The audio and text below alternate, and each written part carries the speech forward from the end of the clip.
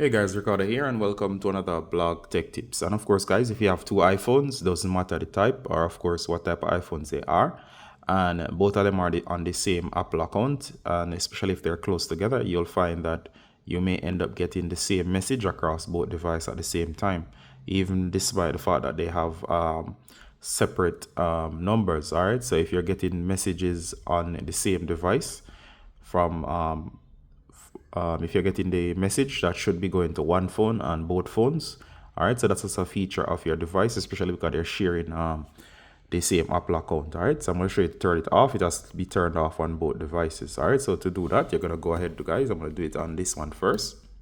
All right, so you're going to go into settings. You're going to scroll down. Excuse me. You're going to go to apps. Search for messages. It's alphabetical, so it should be in the M section. There you go. So you have the M here, and there's messages, the green icon with the bubble. Go ahead and tap. All right, so once you're in messages here, you're going to search for the section that clearly outlines. All right, so right here where it says, you'll have to search for the section that says text message forwarding. That's text message forwarding right here.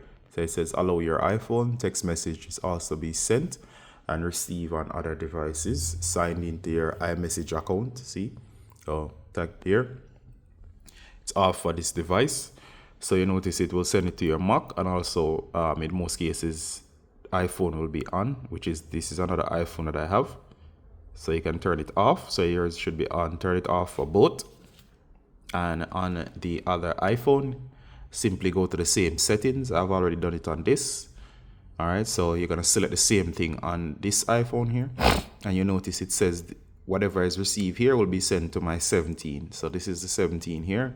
So it's best that you name your devices separately so you can identify them. So this one is called iPhone 17. I've changed the name to make sure I know which device it's referring to, and this is my other iPhone, so it means that it will send it to this one.